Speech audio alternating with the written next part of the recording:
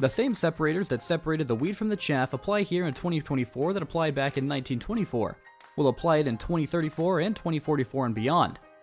We are Cold Emails Anonymous. We've sent 6,000 emails a day last year. In this video, we'll reveal with statistics the exact way to structure your emails to provide the most value and highest ROIs, and how you can maximize your leads list to provide the most value. Have you figured out what separates the wheat from the chaff in cold email yet?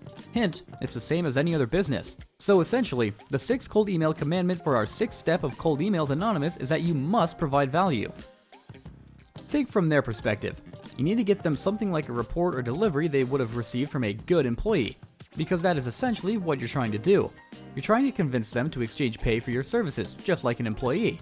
Let's start with the example of messaging another business about your services. So as a reader of this email and owner of the business, I can receive value in a few different ways. So the different ways I can receive value are, I can receive value in time saved, I can receive value in money saved, I can receive value in information that could lead to money earned, which is basically like the first point of time saved. Because if a penny saved is a penny earned and time is money, then money saved away in the bank is the same as saving time.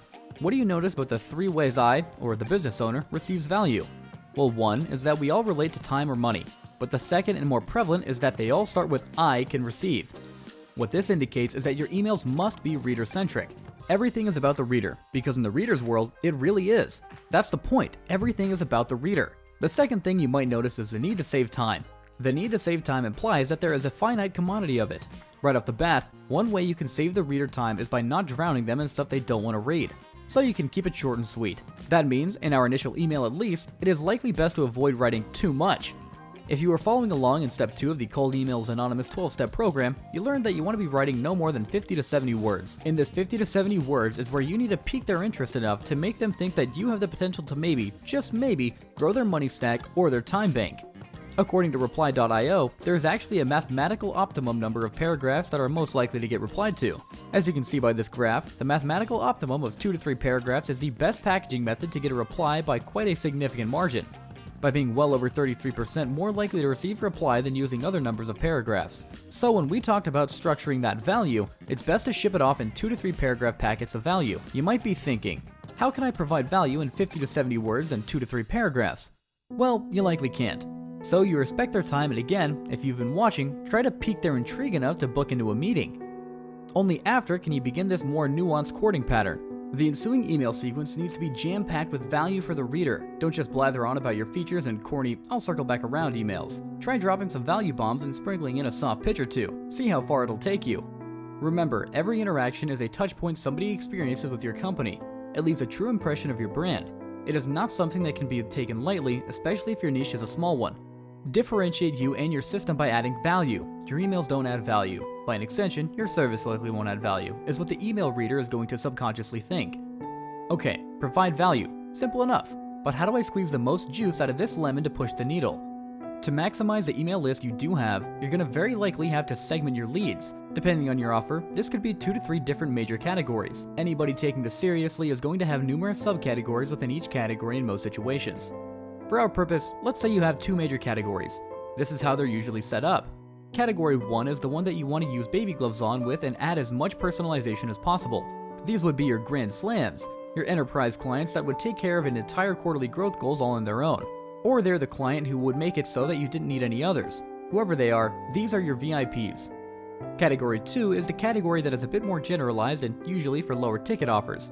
Yes, your hope and goal is still that these are long-time recurrent clients, but not every potential client or partner can be treated like Moby Dick, because they just aren't. Category 2 can still be a big deal. Many a strong business have been built by catering to Category 2 clients. As this is the larger group, naturally this is the category where you will have to sacrifice a bit of your personal touch. Now, depending upon the personalization tools and systems you are choosing to use in-house, you might be able to almost run your Category 2 outreach with the same care that you do Category 1 clients, or at least do your best to fake it. The difference between personalization and the lack thereof can be a bit of that machine gun scene in The Last Samurai versus the traditional rifles that were used in history prior. How you differentiate Category 1 and Category 2 will largely be up to you and your unique situation, but we thought we'd share some of our qualifying principles to make sure.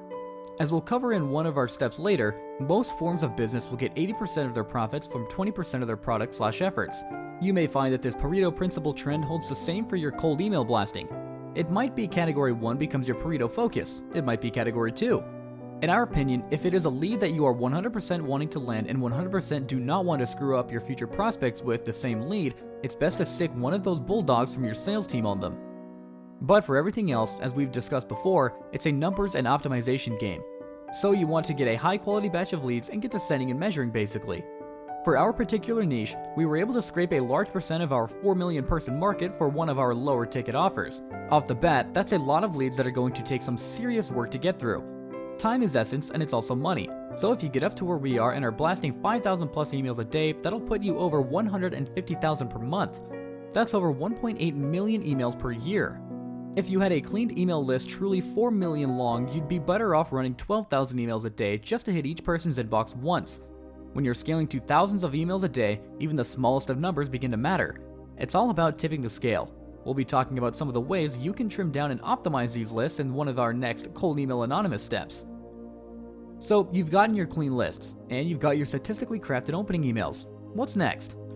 If you're sequencing and planning to create and deliver the expectation of value, consider sending a "here's what's to come" email 3 to 4 hours after you blast the first one off. From there, the following emails need to deliver on what's to come, and they need to do so without being self-serving. Deliver true honest value, soft pitch, soft pitch, soft pitch. And in the very last email of the sequence, then you can lay it on with the hard pitch. But until then, you need to deliver value because this is how you're going to stand out from the crowd. What are some examples of value you drop to the reader? It will depend on your industry and offer. We are going to rip a quick list of examples out of the aether here. Number 1, if your industry is SEO, then you could provide value by providing detailed actionable SEO reports. Number 2, if your industry is law related, you could provide value by sharing new laws with potential clients.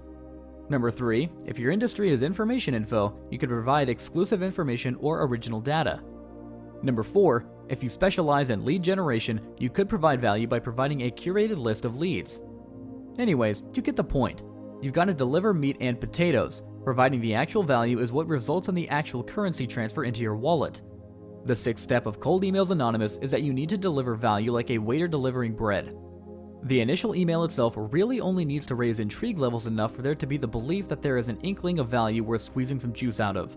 Most likely, you're not going to be able to detail your entire offer in the 10 to 15 seconds of attention span you might be gifted. And let's be real, if that, it's probably more like 3 to 4. But what you can do is get in there and establish the promise of value quick and early and begin to deliver over the rest of your sequence. This will incept yourself in their subconscious as a problem solver. No need to dance, just hit the hole and go, and continue to optimize. You're well on your way to a healthy addiction if you found this 6th step of Cold Emails Anonymous helpful. We just talked about dropping value in this video in order to get any in return. But what if your emails aren't being delivered? We've got a fast, easy fix in this video here. Don't forget to follow, like, and subscribe for more Cold Email Alpha.